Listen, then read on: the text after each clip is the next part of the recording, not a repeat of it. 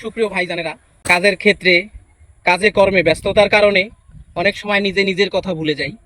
কিছু কিছু রোগ সর্বক্ষণ সঙ্গে বয়ে বেড়াই।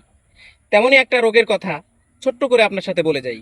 শ্বাসকষ্ট, যেটাকে আমরা শ্বাসকষ্ট বলি, এই শ্বাসকষ্টটা থেকে উপশমের ছোট্ট একটু নিয়ম বলে যেতে চাই। দেখেন, এই যে একটি গাছ, এই গাছটি জঙ্গলে পথের ধারে আপনার বাড়ির কোণে অহরহ হয়ে থাকে।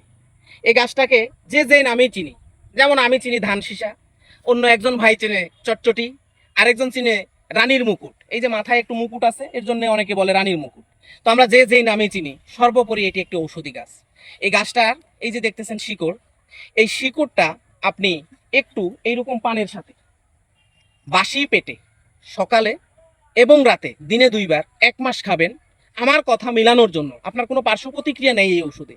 ভাই, আমি আপনার সাথে বাটপাড়ি করব, চিটারি করব, অনেক কিছু করতে পারি। এই গাছ আপনার সাথে কথা দিলাম কোনো রকম বাটপাড়ি করবে না, কোনো রকম চিটারি করবে না। আল্লাহ প্রদত্ত একটা গাছ।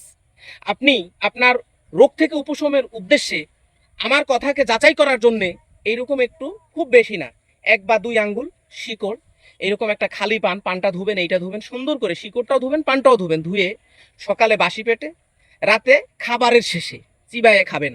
একটু ফেলে দেওয়ার দরকার নাই। আপনি চিবায়ে খাবেন। 1 মাস পরে, যেই 1 মাস আপনি খাবেন, এই 1 মাস আপনি শুধুমাত্র যে খাবারটা খাইলে আপনার সমস্যা হইতো, শ্বাসকষ্ট দেখা দিত, এই খাবারটা আপনি খাবেন না। 1 মাস পরে আপনি পৃথিবীর সকল খাবার খাবেন। আমি রুবেল কথা দিলাম, যদি আপনার এই শ্বাসকষ্ট থাকে, তাহলে আমি জীবনে আর এই ভিডিও নিয়ে আমি আপনাদের সামনে আর আসবো না। তাই বলি, এই যে দেখেন, এরই আবার আরেকটা গাছ আছে, এটা সাদা আর একটা লাল। লালটা হচ্ছে পুরুষের জন্য, সাদাটা হচ্ছে নারীর জন্য, স্ত্রীদের জন্য, মহিলাদের জন্য।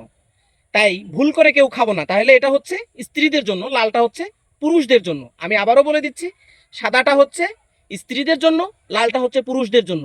গাছ ভুল করে কেউ খাবেন না, গাছ এইভাবে মিলায় খাবেন। আমি আশা রাখি আপনার শ্বাসকষ্ট থেকে আপনি উপশম পাবেন। আপনি উপশম পাইলেই পাবেন, এটাই আমার কামনা। ধন্যবাদ।